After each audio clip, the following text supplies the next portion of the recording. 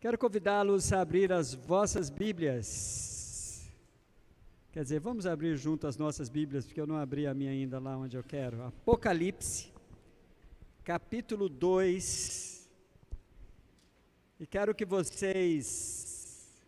Vou ler o versículo que colocamos no anúncio da mensagem, mas eu quero lhe pedir encarecidamente que você mantenha a sua Bíblia aberta a partir do versículo 18 de Apocalipse 2, do versículo 18, eu vou ler o versículo 20, mas eu quero que você mantenha a sua Bíblia aberta aí, para que nós venhamos aprender algumas coisas, compartilhar algumas coisas interessantes em cima desta carta que Jesus escreveu à igreja de Tiatira. Versículo 20 diz assim, por favor, deixa o seu app aberto aí, a sua Bíblia aberta, nesses versículos, dos 18 até o versículo 28, tá bom? Diz assim o versículo 20, no entanto, contra você tenho isto, você tolera Jezabel, aquela mulher que se diz profetiza, com os seus ensinos ela induz os meus servos à imoralidade sexual e a comerem alimento sacrificado aos ídolos. Irmãos, o ditado que separei para meditarmos nessa noite é um ditado muito popular, um ditado, eu acho ele bastante engraçado, das vezes que já ouvi assim ele sendo aplicado, né? O ditado é, do jeito que o diabo gosta.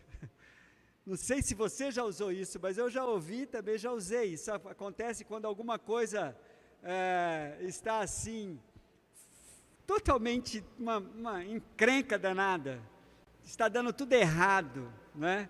Eu falo assim, a coisa está do jeito que o diabo gosta. Ou então uma professora na classe tentando colocar os alunos em ordem, e os alunos não conseguem, a expressão da professora é, hoje a minha turma está do jeito que o diabo gosta. Então, essa expressão é usada em vários momentos do nosso cotidiano, pode ser usada.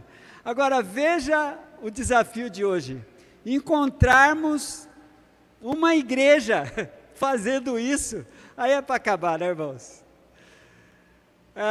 A gente precisa ter coragem para encarar isso, que nós jamais deveríamos ter uma experiência dessa, mas a palavra de Deus hoje vai nos despertar, quando eu e você nos comportamos desta forma, em termos, diante do nosso compromisso com Deus. Por isso eu quero convidar você a conhecer essa passagem bíblica, e que eu de propósito, eu gosto muito de passar por essas 7 cartas que Jesus escreveu às igrejas ali da Ásia Menor, chamadas igrejas do Apocalipse, porque ela tem alguns ensinos, irmãos, e nós vamos parar hoje exatamente nesta carta que Jesus escreveu à igreja de Tiatira. Bora ver alguns detalhes aqui, que é muito legal, porque isso vai nortear, pode trazer ensinos profundos para você, em cima desta passagem bíblica, e motivados a pensarmos nesse ditado engraçado, né? Nesse ditado que talvez alguns ficam até falando, o pastor vai pregar uma mensagem com o título desse? Pois é, vou pregar, é um ditado popular, e a gente tem feito isso aqui. Irmãos, o primeiro detalhe que é legal desta carta que Jesus escreveu, é que ela é a maior das cartas, ela é a maior das cartas escritas que Jesus usou a pena de João, que estava preso na ilha de Patmos para escrever, né? E é legal você olhar de uma maneira geral o capítulo 2 e 3, 1, 2 e 3 de Apocalipse, que é quando a introdução do livro, o livro chamado Livro da Revelação, e umas características fortíssimas assim, que ajudam-nos até como procedimento de vida, a didática de Jesus, como que Jesus se dirigiu àquelas igrejas. Existe um padrão assim, que é muito legal. A primeira coisa é que ele fala diretamente com o líder da igreja. Há um consenso entre os intérpretes da Bíblia, entre os comentaristas da Bíblia, que ao anjo da igreja, Jesus está se dirigindo ao pastor da igreja, ao líder da igreja. E então é uma das maneiras de serem chamados. Então, quem nunca viu um anjo na vida, aproveita agora, olha aqui para frente, é uma oportunidade rara. Você está vendo um anjo. E um anjo com alguns detalhes. Olha o nome do anjo, irmãos. Lindo. É anjo, só pode ser anjo. Irmãos, veja só, então essa é uma característica forte. Outra coisa, Jesus, a outra coisa que é um padrão é Jesus se apresentando. E nesta apresentação de Jesus tem uma revelação muito top que eu quero que você nunca esqueça. As igrejas do Apocalipse, que é uma carta que Jesus escreveu para os crentes, para os fiéis, para os discípulos de todas as eras depois da sua ressurreição, Jesus se apresenta agora, não mais, olha aqui para mim, não mais como o servo sofredor, o humilde Senhor, o humilde servo. Jesus se apresenta com uma característica agora, depois de ele ter vencido a morte. Vai aparecer no Apocalipse a dualidade de Cristo, de ser o leão da tribo de Judá e o cordeiro que tem o poder para abrir o livro. Jesus, ele se apresenta para aquela igreja, para as igrejas, para a igreja se posicionar. Então, para cada igreja, ele se apresenta de uma determinada forma. Para a igreja de Éfeso, se você olhar lá, ele vai se apresentar assim, Apocalipse 2:1, estas são as palavras daquele que tem as 7 estrelas em sua mão e anda entre os 7 candelabros de ouro. Assim ele se apresentou a Éfeso. Para Esmirna, ele se apresenta assim, ao anjo da igreja de Esmirna, Apocalipse 2:8, estas são as palavras daqueles que é o primeiro e o último, que morreu e tornou a viver. Para a igreja de Pérgamo, em Apocalipse 2:12, ao anjo da igreja em Pérgamo escreva, estas são as palavras daquele que tem a espada afiada de 2 gumes. Para a igreja que nós vamos meditar em cima da carta que Jesus escreveu para ela, ele se apresenta, Apocalipse 2:18, ao anjo da igreja em Tiatira, escreve, essas são as palavras do Filho de Deus, cujos olhos são como chama de fogo e os pés como bronze reluzente. Para Sardes, ele se apresenta assim, ao anjo da igreja em Sardes, Apocalipse 3:1, essas são as palavras daquele que tem os 7 Espíritos de Deus e as 7 estrelas. Para a igreja de Filadélfia, ao anjo da igreja em Filadélfia escreve, essas são as palavras daquele que é santo, verdadeiro, que tem a chave de Davi, o que ele abre ninguém pode fechar, e o que ele fecha ninguém pode abrir. E a última igreja, a igreja de Laodiceia, em Apocalipse 3:14, Filadélfia 3:7, Apocalipse 3:14, a Bíblia diz assim, ao anjo da igreja em Laodiceia escreva, estas são as palavras do Amém, a testemunha fiel e verdadeira, o soberano da criação de Deus. Irmãos, olha que riqueza de revelação é essa. Em nenhum momento Jesus fala, este é aquele que carrega a cruz, este é aquele, não. Jesus está se apresentando de uma maneira agora já gloriosa. Jesus já está se apresentando agora para que a igreja se posicione junto com ele. A igreja agora saiba, no versículo 8 do primeiro capítulo, ele vai dizer, eu sou o alfa e o ômega, diz o Senhor Deus, o que era, o que é, o que há de vir, o Todo-Poderoso. O tempo de servo, o tempo de humilde, o tempo de ficar calado, ficou para trás. A igreja agora precisa se posicionar, tomar posse do poder que lhe foi dado por Deus e assumir o seu papel do povo mais poderoso que existe sobre a terra, amém, igreja? Sabe o que somos, irmãos? Nós somos o melhor de Deus na terra. Quem crê nisso, aplauda o Senhor.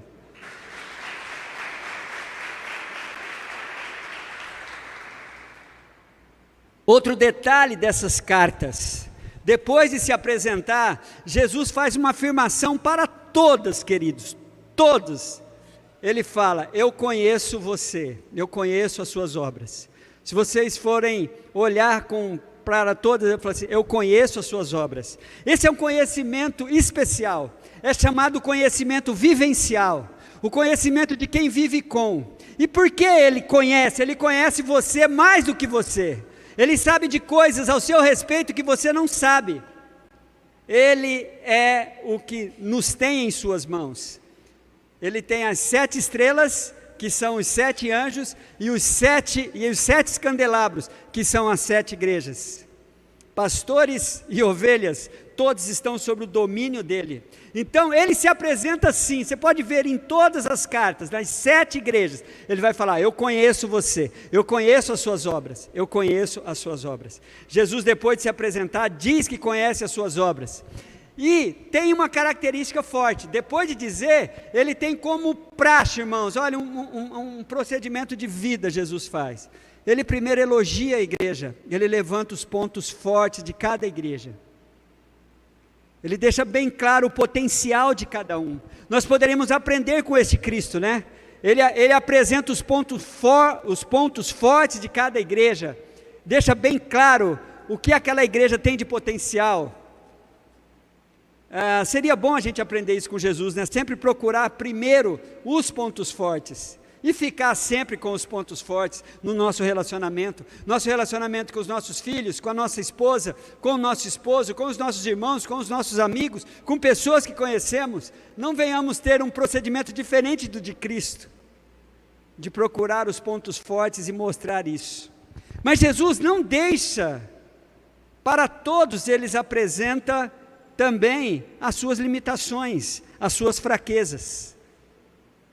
Apenas 2 igrejas, Esmirna e Filadélfia, não recebem críticas de Jesus. Apenas uma igreja, a igreja de Laodiceia, não recebe elogios, porque ela não tinha o que elogiar. Essas são algumas características do procedimento de Jesus. Outra coisa, além de apresentar as limitações, as fraquezas de cada igreja, ele não deixa de mostrar a solução para o problema de cada uma. Para cada uma ele mostra a solução. E junto com a solução, porque agora ele já está se revelando como o leão da tribo de Judá, ele também mostra as consequências para quem não quer ir pelo caminho da solução. Para todas. Ele mostra as consequências de não obedecer o que ele está mandando. E por fim, para todos, ele coloca diante da igreja o prêmio que você vai receber por você ser obediente, por você atender o direcionamento de Cristo. Então essas são algumas características legais que seria bom a gente pensar quando você for ler o livro de Apocalipse. Tem um estudo na internet dado por 2 professores, um não foi meu professor, mas o outro foi, o professor Russell Shedd, que já está com o Senhor, e o professor Luiz Saião, Dr. Shedd Luiz Saião. Eles têm um estudo na internet, Rota 66, que é um estudo em cima do livro de Apocalipse, e eles visitando alguns lugares que ainda são do Apocalipse, lá na Ásia Menor, em Israel, muito bacana. Os irmãos podem procurar isso na internet, Rota 66. Muito bem, queridos, isto posto diante esse espectro assim, de um panorama para a gente aprender, vamos nos atentar mesmo. Diante desse tópico, do jeito que o diabo gosta, é bom saber que Satanás estava presente e ativo ali na Ásia Menor, na região daquelas igrejas, tentando fazer o que ele gosta. Quando Jesus enviou essas cartas, ele avisou que em Esmirna e em Filadélfia, Satanás tinha sinagoga. Satanás tinha uma igreja em Esmirna e tinha uma igreja em Filadélfia. Esmirna, Apocalipse 2:9, Filadélfia, Apocalipse 3:9. Ele tinha um trono em Pérgamo, Apocalipse 2:13. E aqui em Tiatira, ele tem uma representante dele, uma profetisa, uma falsa profetisa, que estava incentivando as pessoas a conhecerem aquilo que nós pregamos, há 15 dias atrás, as coisas profundas de Satanás. E qual que era a intenção dessa profetisa, nessa carta que nós estamos debruçando nela? Para servir a outros deuses, para se prostituir espiritualmente falando. Então, queridos, eu quero que vocês olhem aí. O certo é, o mesmo Cristo que hoje já não se revela mais, ele consegue se revelar com essa dualidade, como você vai encontrar isso no capítulo 5 de Apocalipse, o leão e o cordeiro e o leão. Essa revelação de Cristo no Apocalipse é que Cristo é, olha aqui, isso aqui é fundamental para você. Quando agora no livro de Apocalipse aparece Jesus com todo o seu poder, com toda a sua glorificação, com quem Ele é, o Todo-Poderoso, o Alfa, o Ômega, o princípio e o fim, e que Ele também é o Cordeiro de Deus, que esteve morto e agora viveu, essa revelação te faz pensar e te faz assumir esta realidade aqui. Jesus é o que você precisa, não o que você quer que Ele seja. Eu quero ouvir um amém por isso. Vou repetir, Jesus é o que você precisa. Quando Ele precisar ser leão na sua vida, Ele vai ser leão na sua vida. Quando Ele precisar ser o cordeiro na sua vida, Ele vai ser o cordeiro, mas do jeito que você precisa, não do jeito que você quer.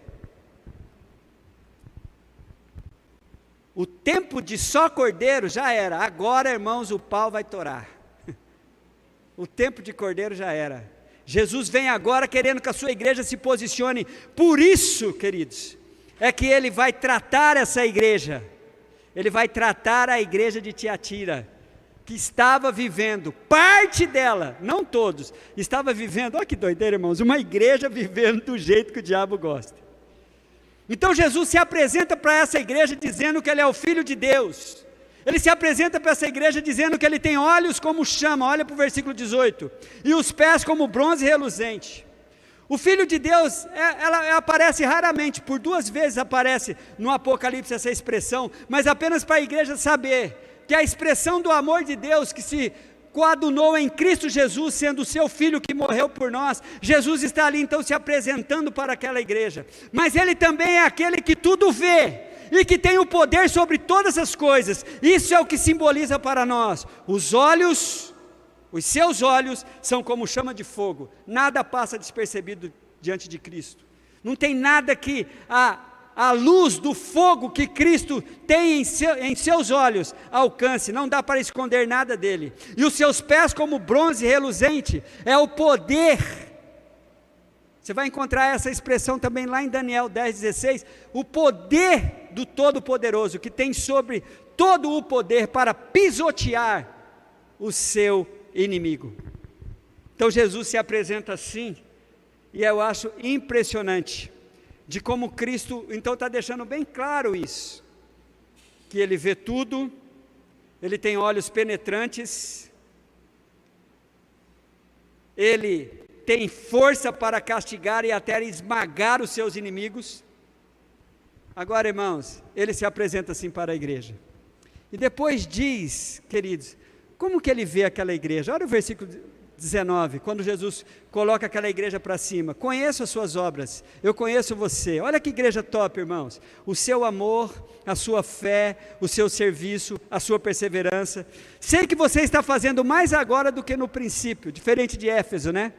Éfeso era a igreja que estava esmorecendo, estava enfraquecendo, Jesus manda que ela volte ao primeiro amor. Essa igreja não, era a igreja que estava atuante, agora ela está mais atuante do que antes, um desafio para nós.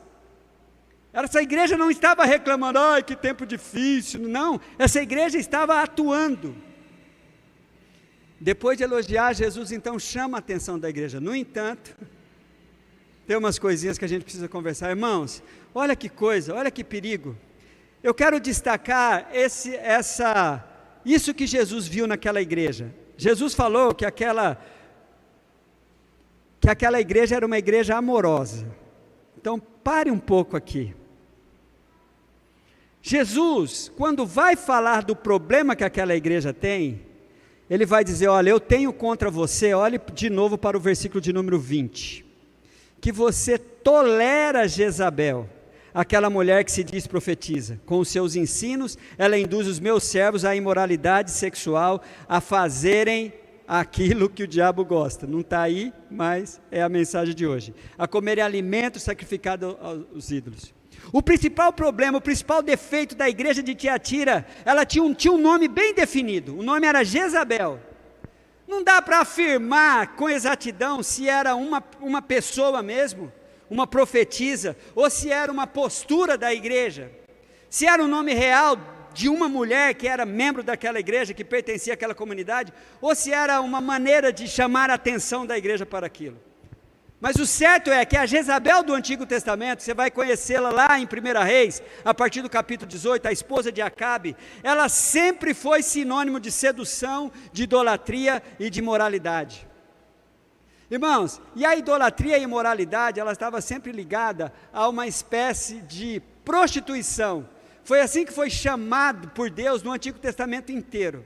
Qual que é a visão geral que a gente tem? Deus casa com Israel, sua esposa, Israel trai ao seu marido Deus, quando se prostitui, quando começa a adorar outros deuses. Um dia eu até comentei aqui na igreja, né? Eu falei, mas o que fazia aquele povo e tão fácil para a idolatria? Acontece que a idolatria tinha alguns chamariz que era complicado, era muito gostoso ser idólatra,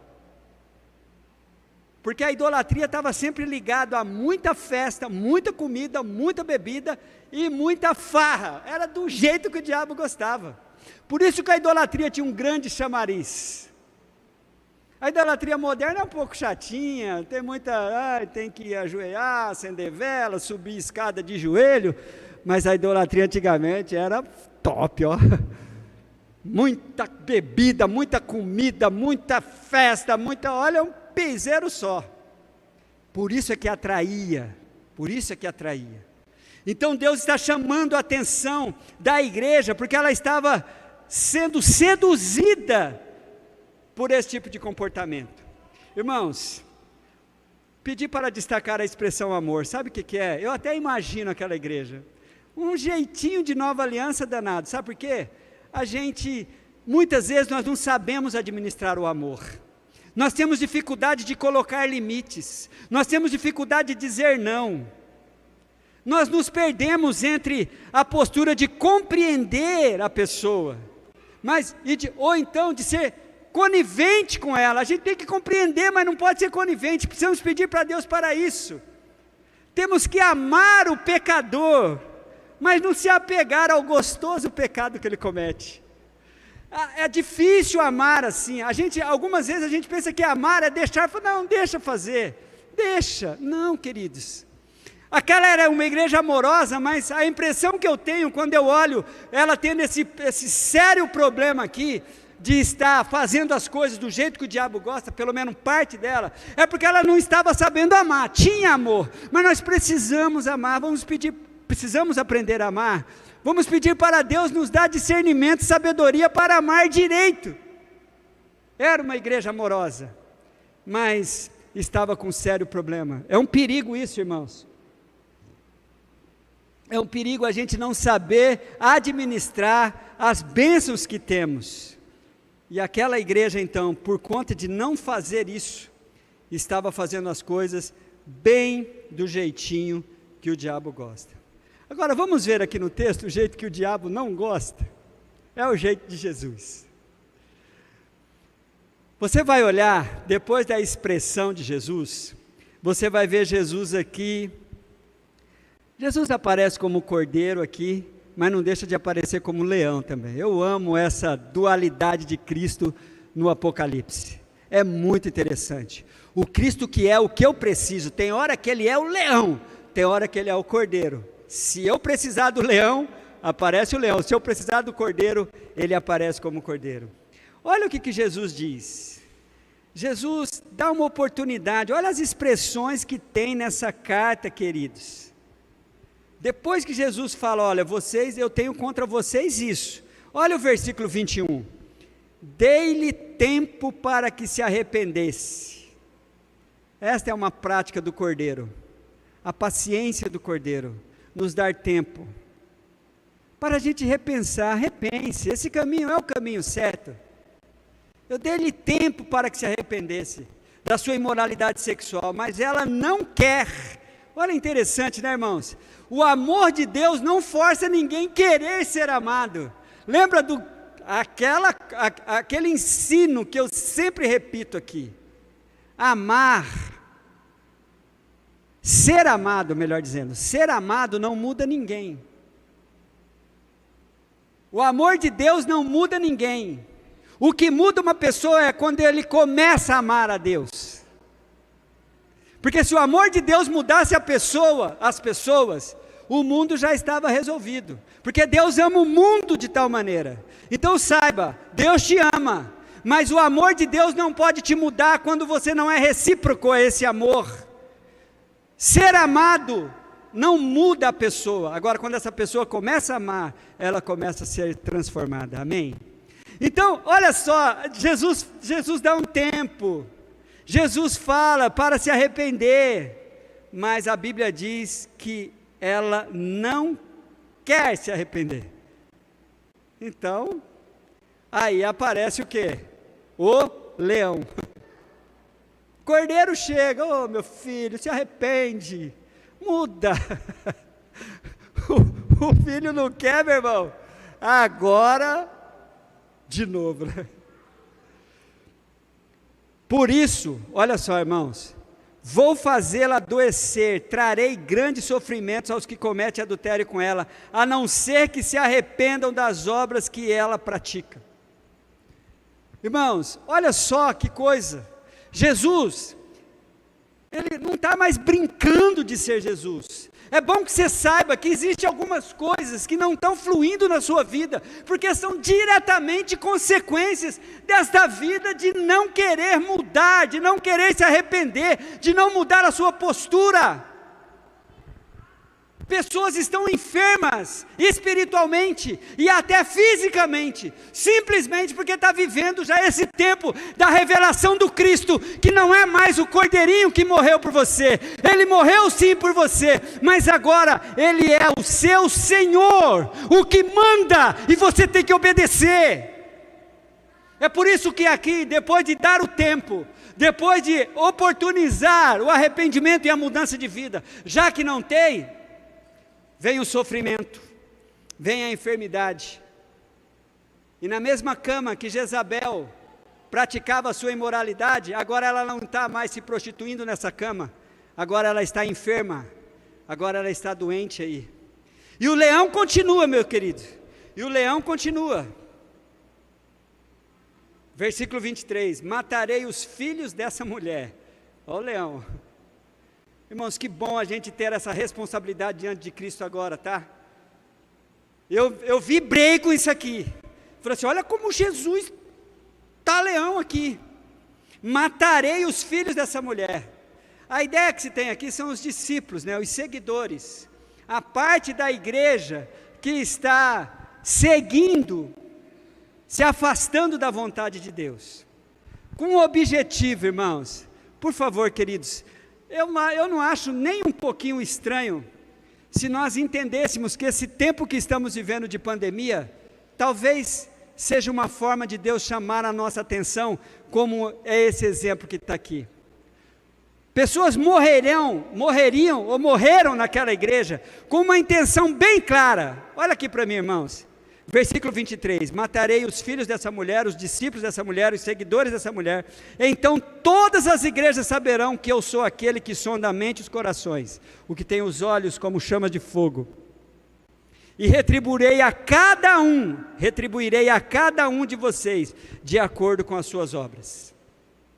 Irmãos, por 2 vezes no Novo Testamento a gente vê Jesus com esta disciplina punitiva, corretiva e cirúrgica, com 2 crentes, Ananias e Safira, em Atos 5, e com um incrédulo, e com um ímpio, Herodes, em Atos 12, 23. Eles morreram. Então, é impressionante, queridos, como Cristo aqui então se revela para aquela igreja de uma maneira séria. E sabe, essa revelação não é só para Tiatira, é para nós. As coisas estão assim, irmãos, nós precisamos levar a sério isso, o Cristo que foi revelado depois da sua ressurreição. Mas Jesus, nessa postura de cordeiro e leão.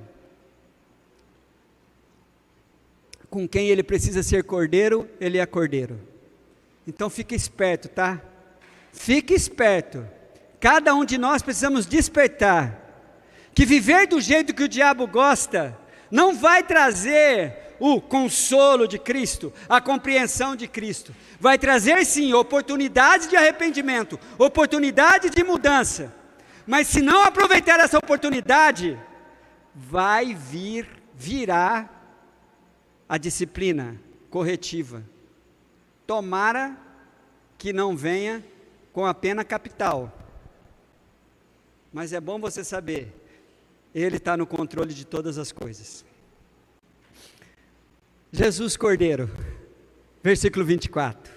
Aos demais que estão em Tiatira, a vocês que não seguem a doutrina dela, de Jezabel, e não aprenderam, como eles dizem, os profundos segredos de Satanás, digo, não porém outra carga sobre vocês. O diabo gosta, irmãos, de encher-nos de fardos. Parte daquela igreja estava cheia de fardos.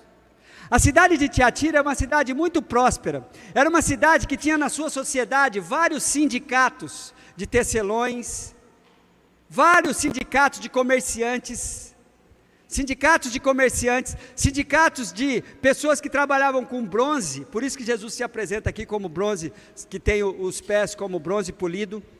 Era uma cidade muito próspera, muito rica.